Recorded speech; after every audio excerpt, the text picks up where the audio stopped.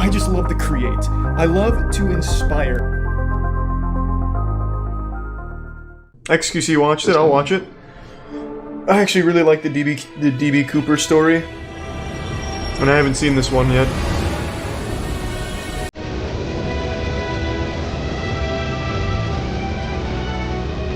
Thanks to resub Rick, the Prime, Gregory, and Mustard.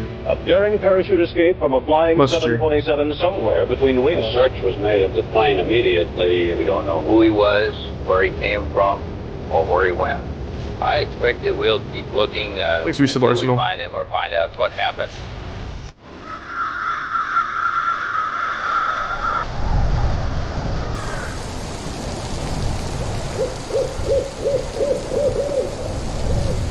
I love the idea that a YouTuber, like, actually solves one of these things.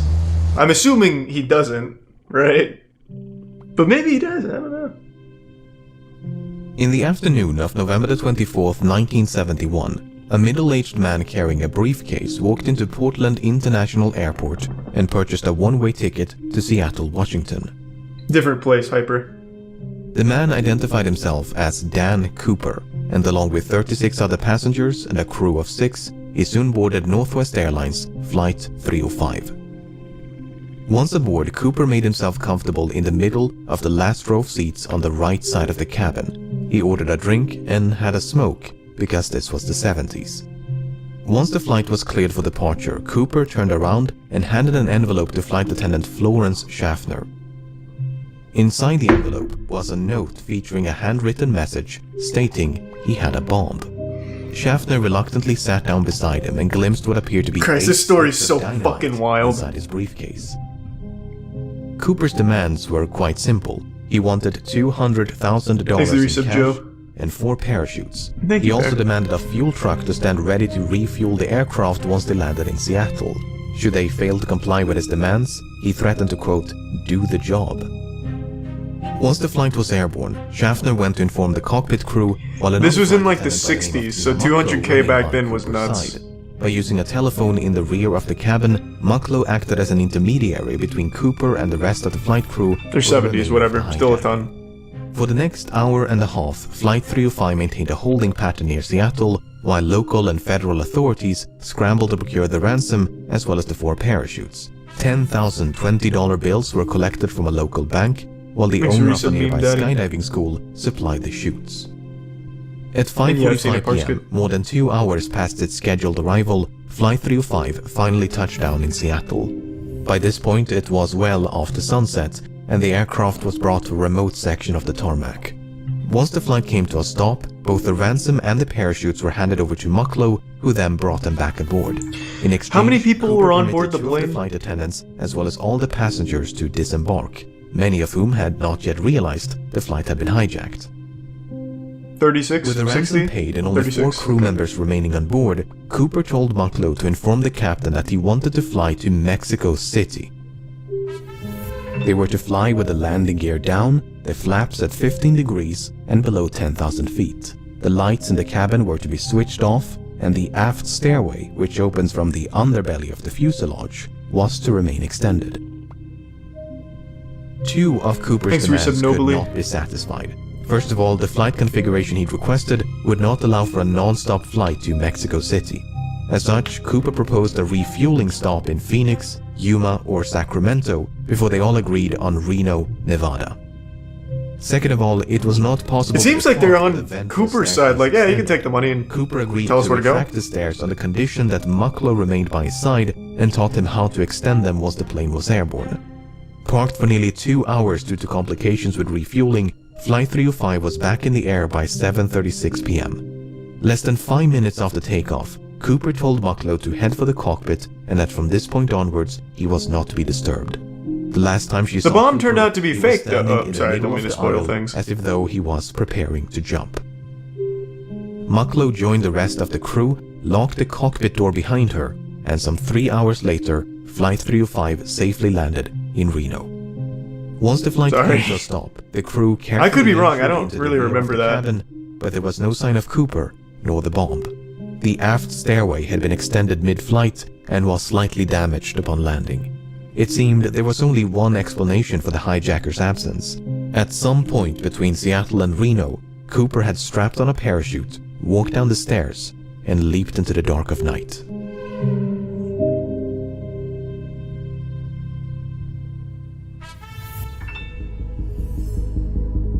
Thanks, resub beat on. I'm not sure, Bear.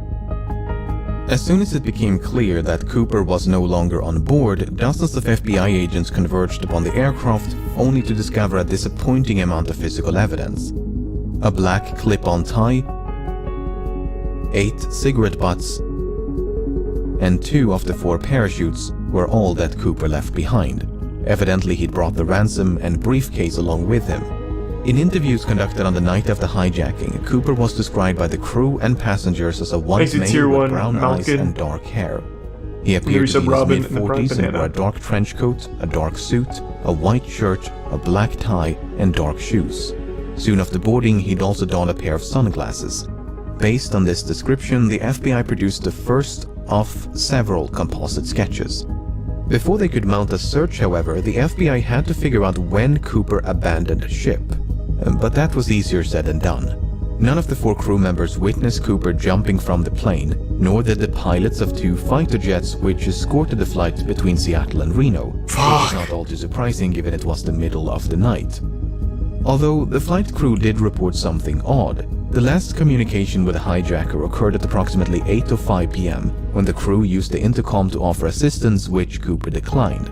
Within the next 10 minutes, the crew experienced what they described as an oscillation or vibration of the aircraft.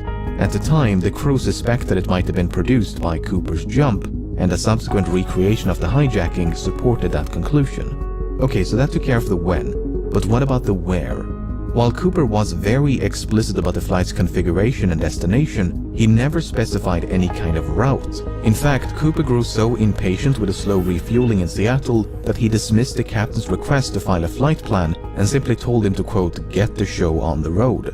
As such, the captain chose to fly along an airway known as Victor 23 without any input from Cooper.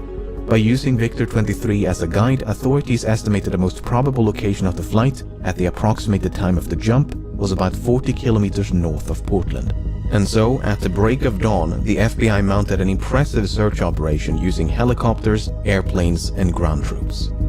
The problem was, even if the estimated bailout point was accurate, Cooper's eventual landing or drop zone was far more difficult to pinpoint. The Fuck, it's so cool! This guy's like an actual galaxy brain anime villain. By a dense forest, so it was truly like finding a needle in a haystack. Apart from the difficult terrain, the search was further complicated by low temperatures and inclement weather, which persisted for days. Despite their best efforts, authorities never managed to find a single trace of Cooper, nor the items he brought along with him.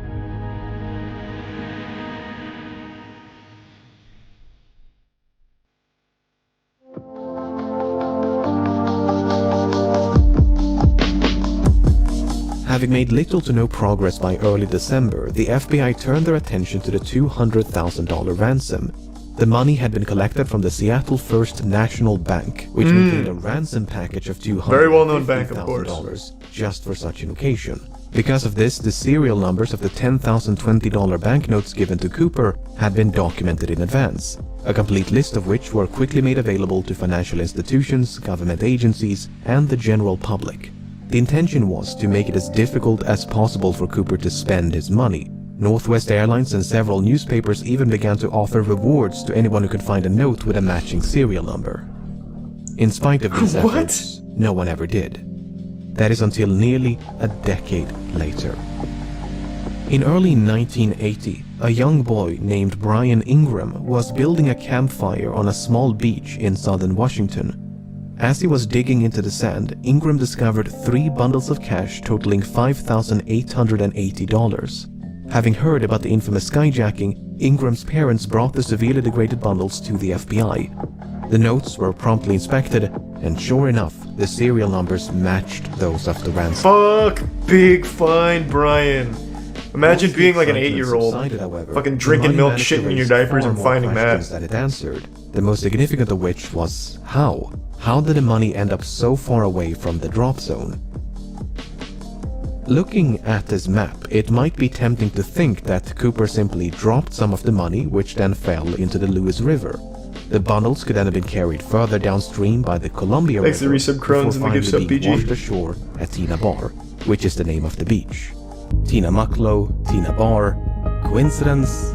Yeah, coincidence. Anyway, the problem with this idea is that the Columbia River flows in the opposite direction.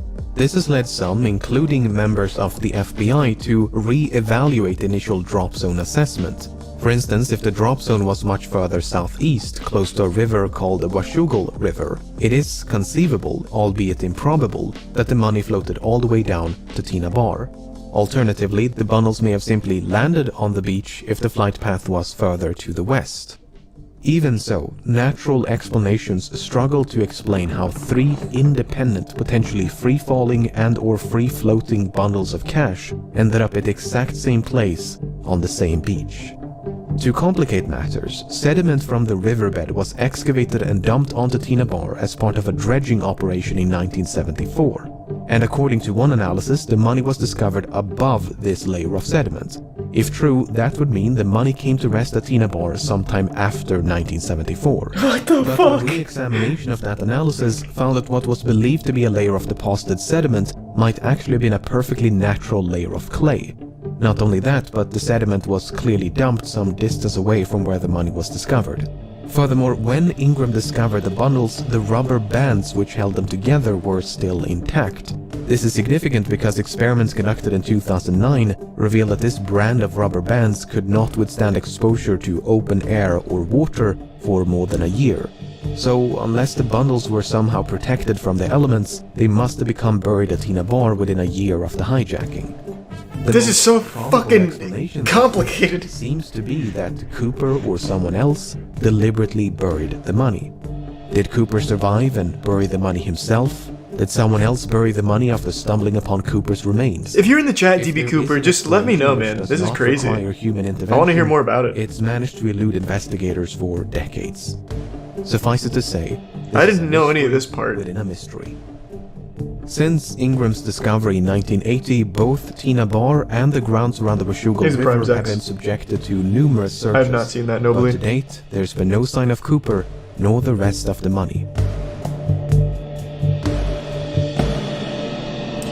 You know, if Cooper was as smart as we think he is, he would have done all of this while having a full beard, and then when he jumped, he would have shaved the beard off. Just From to the add very another beginning, it was layer of assumed by many good that ideas Cooper to did it. not survive his daring escape. It would not make for a very thrilling conclusion to this story, but that's the thing about stories. They're usually far more exciting than reality. While there is no hard evidence for nor against Cooper's survival, the assumption that he fell to his death is not without merit.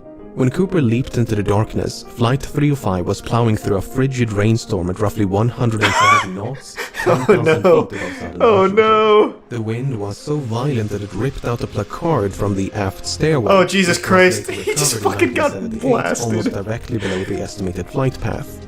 To say that Cooper was not dressed for the occasion would be an understatement. The ground beneath him, meanwhile, was obscured by multiple layers of clouds, which likely means that Cooper jumped without knowing his precise location. Even if he could see the ground and had a specific drop zone in mind, the parachute he selected was non-steerable, meaning he would not have been able to steer his descent towards a specific landing spot, thus precluding any potential coordination with an accomplice So many safely on problems. the ground. He also While forgot to Cooper account for the expressed dragons some that hover over familiarity with Portland, Oregon. parachutes, his actual competence level is up for debate. And also, on It's that widely night, there was a believed that javelin Cooper tossing demanded competition. 2 pairs of parachutes, 2 primary and 2 reserve, to make the authorities believe that he intended to take a hostage. That is precisely what happened, as the FBI contemplated, but eventually decided against sabotaging the chutes, as they did not want to risk the life of an innocent civilian. But in their haste to obtain them, they unintentionally provided Cooper with a non-functional dummy chute intended for training purposes. This mishap seems to have gone unnoticed by Cooper, because that dummy chute was one of the 2 missing from the plane. Not only that, but Cooper chose the older and technically inferior parachute out of the 2 primary chutes provided. Nice. So in both cases, it seems like Cooper made the worst possible choice. But there Thanks to resub are AJ, other ways Absolver, to and the interpret gift this sub banana. information. For instance, it's possible that Thanks, Cooper Cooper. used the The dummy recipient. chute not as a reserve, but as a means to secure the bag of money. In fact, that is precisely what Cooper tried to do with the functional reserve chute.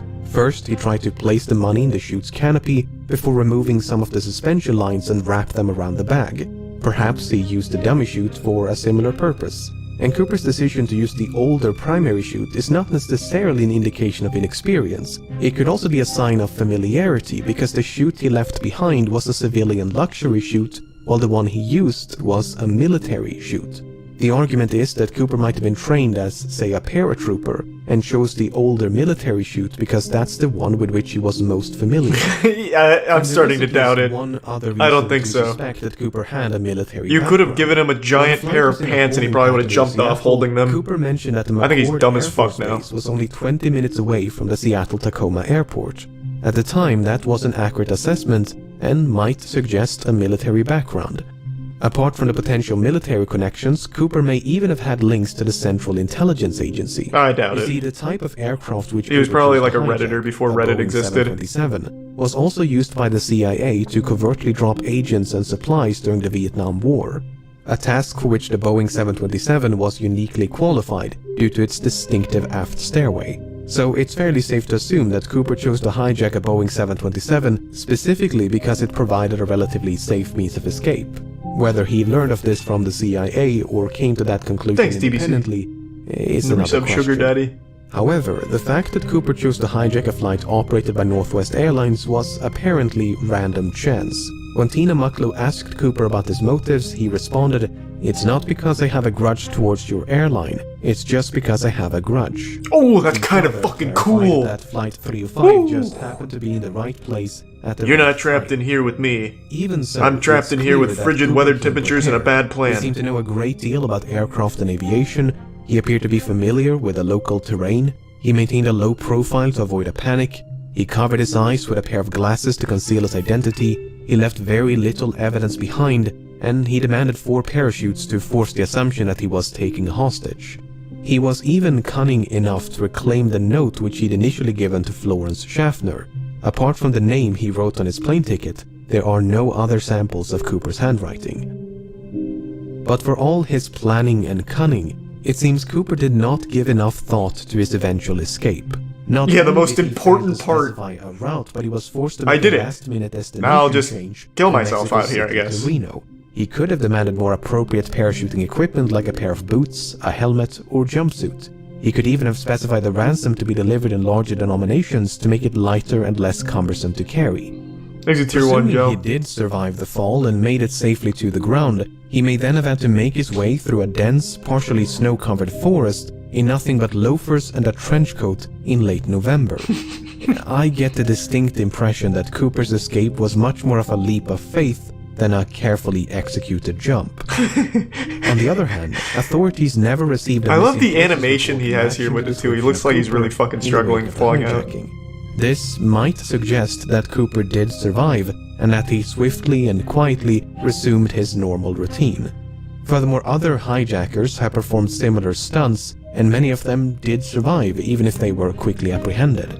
Finally, the simplest explanation for how 3 bundles of cash ended up at Tina Bar is human intervention. At the end of the day, most of this is based on nothing but supposition.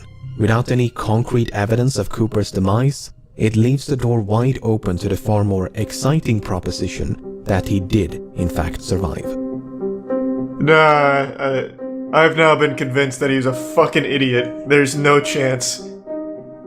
This man dove off in the middle of the night in the worst possible conditions. He should have. It's like he jumped into a volcano. Among them was He would have had a man higher with chance of also surviving with that. Initials DB and surname Cooper. This Cooper was quickly eliminated as a suspect, but due to a mix-up by the press, the name Dan Cooper was confused for DB Cooper, and the rest is history. While Dan Cooper is most likely a pseudonym, there is a comic book series of the same name. The comic is written in French and centers around a Canadian pilot named Dan Cooper. While the comic was not translated into English nor sold in the United States before 1971, it was available in Canada, which has a large French-speaking population. Given that American and Canadian accents can be difficult to Exit tier 1, distinguish, MD Wall. it's possible that Cooper, who was described as having no discernible accent, was a bilingual Canadian. This might even be supported by something that Cooper might have said. You see, when the captain relayed Cooper's demands to air traffic control, he used the phrase negotiable American currency. It seems doubtful that an American citizen would specify American currency, so perhaps Cooper was not American. The problem is, we don't know if this is a direct quote from Cooper or paraphrasing by the captain. For instance, notes taken by the crew during the hijacking merely contain the phrase negotiable currency, while testimonies provided by the crew after the hijacking include phrases like $200,000 in cash and circulated US currency. So, Cooper might have been Canadian. And I think Cooper might have been an alien. At this point, he could be anything, anyone. We could all be D.B. Cooper. Taken his name from something or someone else. Nearly half a century has gone by since the hijacking took place, and in that time, thousands of suspects have been questioned and investigated. It would obviously be impossible to cover all of them here, but let's take a look at some of the people that at some point or another have been suspected of being D.B. Cooper. It's just a picture of my dad. This man loves working on old cars. First became a suspect. He's never parachuted, but we thought it was worth checking out anyway. He seems like a solid candidate. He was a decorated Army paratrooper and helicopter pilot. He had experience with explosives. He had an extensive criminal record. He had an uncle named John Cooper who was an avid skydiver. Whoa. He was expelled from the army only months before the hijacking, Whoa. which might suggest a motive. After all, the hijacker did say he had a grudge. When confronted by journalists and private investigators, Rackstraw would neither confirm nor outright deny that he was D.B. Cooper. It's him Instead, then. he'd say things like, "I could have been," or "I would not discount myself." Thanks for the On gift the of other the hand, Rackstraw had light-colored eyes, which And Cooper thanks, did Cooper, not. again. More significantly, Rackstraw was only 28 years of age at the time of the hijacking. This is well outside the range of ages reported by the crew and passengers, most of whom believed Cooper was in his mid-40s.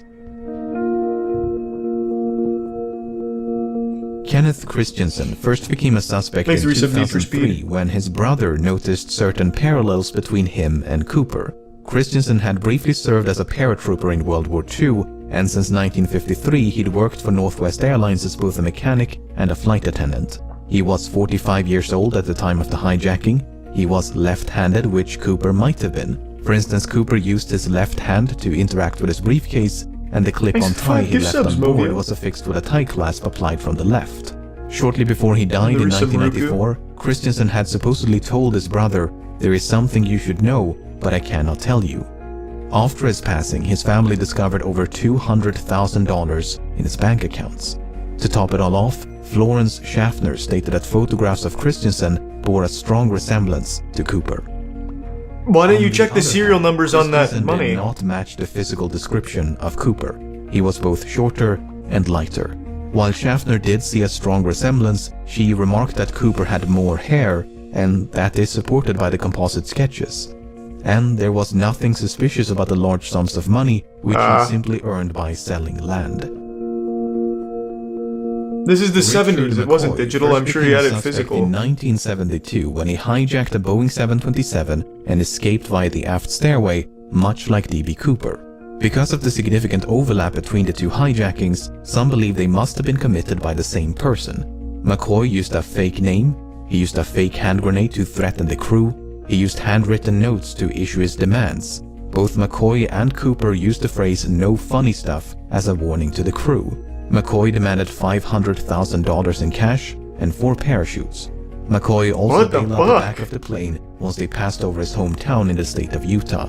Apart from the similar modus operandi, McCoy had also served in the Vietnam War as a demolitions expert and a helicopter pilot. McCoy did actually survive the fall and managed to evade authorities for 2 full days before he was apprehended and sentenced to 45 years in prison. Before his death in 1974, McCoy refused to confirm or deny that he was D.B. Cooper. On the other hand, McCoy was an avid recreational skydiver and even came prepared with a skydiving helmet and jumpsuit. He gave very specific instructions about the flight path. In addition to the fake hand grenade, McCoy also used an unloaded handgun to threaten the crew. He failed to retrieve one of the notes he'd given to a flight attendant. He was only 29 years of age at the time of the hijacking, and all 3 flight attendants were quite certain that McCoy was not Cooper. While there are meaningful parallels between these two That's a cases, lot of McCoy parallels. might simply have been a copycat who'd read about D.B. Cooper in the news. That is a lot of fucking parallels, though. Holy shit. Wayne Weber first became a suspect in 1995 when, shortly before his death, he supposedly told his wife, "I've got a secret to tell you. I am Dan Cooper."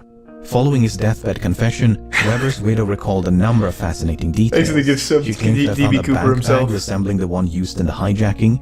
She claims Weber had sustained a knee injury after jumping out of a plane. Weber supposedly had a nightmare about leaving his fingerprints on the aft stairs. And a year before the money was discovered at Tina Bar, Weber had allegedly paid a quick visit to the same location. In addition, Weber was a World War II veteran, he had an extensive criminal record, he matched the physical description, and he was 47 years old in 1971. On the other hand, Weber's fingerprints did not match any of the prints collected from Flight 305. Although, to be fair, there's no way to know if any of those prints actually belonged to Cooper. Furthermore, Weber's DNA did not match a DNA sample collected from the tie clasp. But once again, there's no way to know if the DNA on the tie clasp actually came from the hijacker and not someone else. What's so frustrating is that the FBI likely had a much better source of DNA at one point. If you recall, 8 cigarette butts were collected from the scene and there's a good chance they were all suffused with Cooper's DNA. The problem is, that evidence was lost at some point and has not turned up since. How? What do you do? Shove him up his butthole before jumping off? How did... William Smith first became a suspect in 2018. Smith served in the Navy. I totally forgot about that. And likely had Well, some they probably did experience too. with parachuting. He was 43 years old at the time of the hijacking. He had dark brown eyes. He matched the physical description. He shared a certain likeness with the composite sketches, especially this speculative sketch of an older D.B. Cooper. A student named That's definitely a drawing from his grandson or something. Who attended the same high school. That is just that man. Smith worked as a drawn by yardmaster his son. for a railroad company for most of his life, but in 1970 the company filed for bankruptcy. As a consequence, Smith lost his pension, which might suggest a motive. He could, for instance, have developed a grudge towards the airline industry for their role in bringing about the downfall of the rail transportation industry. It's further speculated that Smith could have used his knowledge of railroad networks to hop on a train and escape undetected. On the other hand, Smith spent his entire life in the northeastern United States. Given that the hijacking occurred on the other side of the country and was committed by someone who at least appeared to be familiar with the local terrain, Smith is not the most ideal candidate. However, the fact that Smith worked as a yardmaster is interesting. You see, the tie that Cooper left behind was recently examined using an electron microscope, which uncovered various metallic particles. Some of these particles, especially pure titanium, were quite rare in 1971. This might suggest that Cooper worked as a manager at some sort of chemical or metallurgical facility, or possibly a rail yard. I think it's him! The old man! If nothing else, I hope this limited selection of suspects illustrates just how difficult it is to be certain when you have so little evidence to work with. Yeah, that was fucking fascinating. These 5 individuals look nothing alike, yet any one of them could be D.B. Cooper. Was Cooper really in his mid-40s, or did he simply look old for his age? Did Cooper really serve in the military? Yeah, what if they all did it? There was 5 Coopers that kept switching out. In 2016, the FBI had to admit defeat and officially close down the case. Unless someone stumbles upon Cooper's remains or manages to track down the rest of the money, it seems there is little hope of resolution. Did Cooper survive? I have no idea. No, he But as didn't. long No as that chance. possibility cannot be dismissed, the legend of D.B. Cooper will no doubt persist. Thanks to Prime Gaben. In my professional opinion, I think there's no fucking chance after hearing all of the conditions he would have had to go through to survive, that he actually survived. I think what could have fucking happened is he jumped out of the plane and just got split in half and gored by just awful temperatures. He probably went through like a fucking swarm of locusts too with everything he was saying was going on at the time. I think there's no chance that man fucking tapped down on the ground. He fucking died in mid-flight. Make sure to smash that like button. Thumbs up, ring the bell, tell your mom I said hi.